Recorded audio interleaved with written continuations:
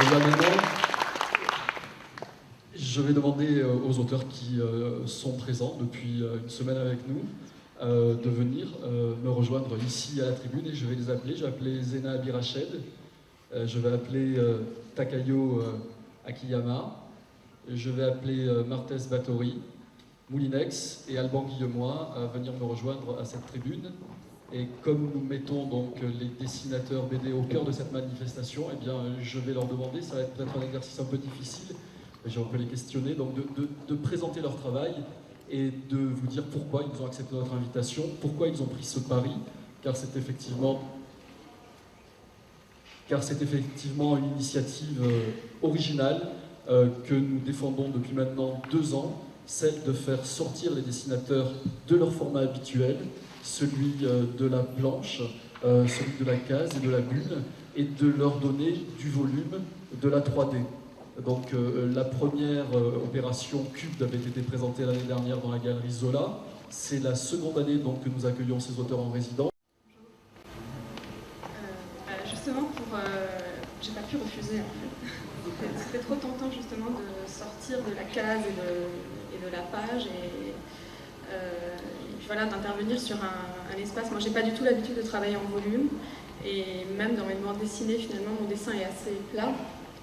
Et donc voilà, c'était un peu une première. Puis ça a permis de découvrir de nouvelles techniques de dessin aussi, puisque c'est un format puis on n'est plus dans le plat de la feuille. Voilà. Moi j'ai essayé de réfléchir sur l'idée de l'objet cube, plutôt de réfléchir sur l'extérieur et l'intérieur de ce cube-là. Et donc j'ai travaillé en noir sur blanc à l'extérieur et en blanc sur noir à l'intérieur.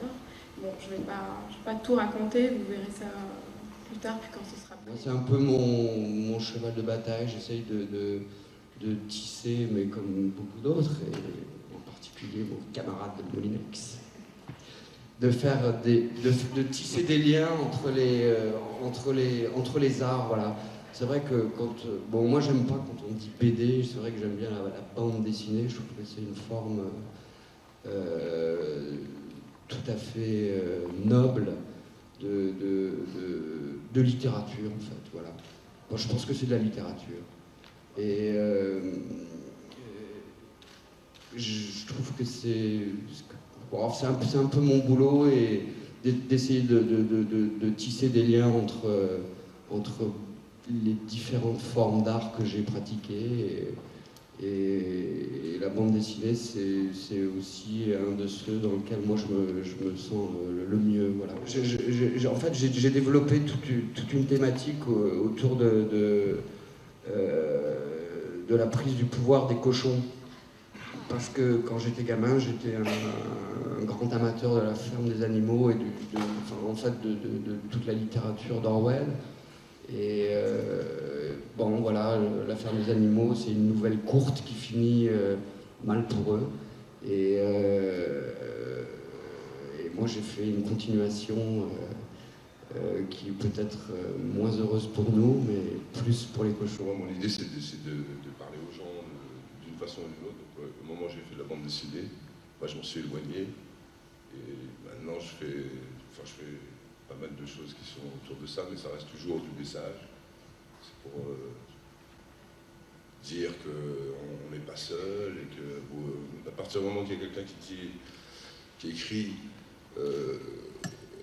quelque chose, disons, qu'on pense tous, c'est un peu comme c'est rassurant pour tout le monde. Et c'est ça le lien qu'il y a du début à la fin dans ce que je fais. C'est de partager un point de vue qui permet à tout le monde de se détendre et se dire c'est vrai, finalement oui. Moi je viens de l'animation, c'est vrai. J'ai tout d'abord commencé à réaliser des courts-métrages en marionnettes, puis des séries télé, alors les plus connues, peut-être que certains d'entre vous connaissent, Les Devinettes de Renette sur Canal+, Les Hydronautes sur France 5 par exemple. Voilà.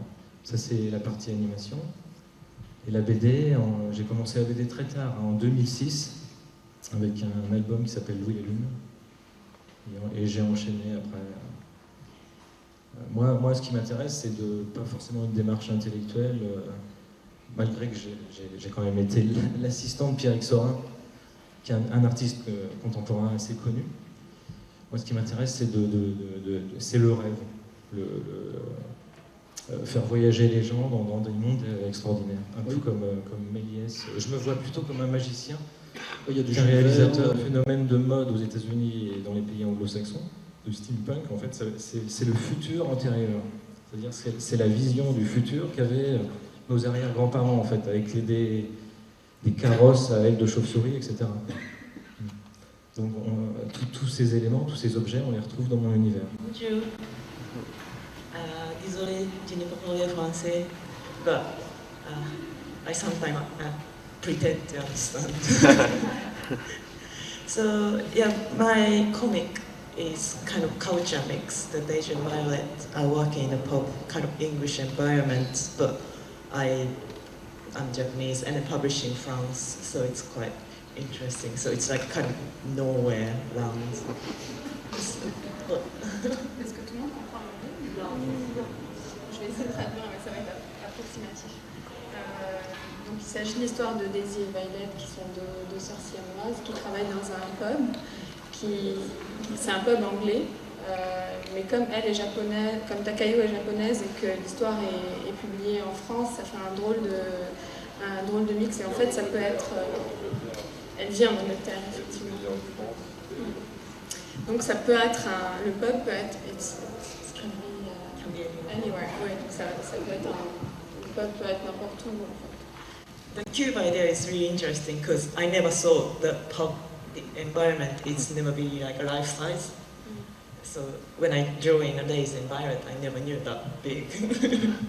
Oui, donc c'était l'occasion de dessiner le pub, enfin le bar à la vraie échelle, et du coup de voir Daisy et Violette à la bonne taille, et vous verrez sur une des façades, sur un des côtés du cube, et donc de donner vie en 3D à ce bar-là. Bien, merci.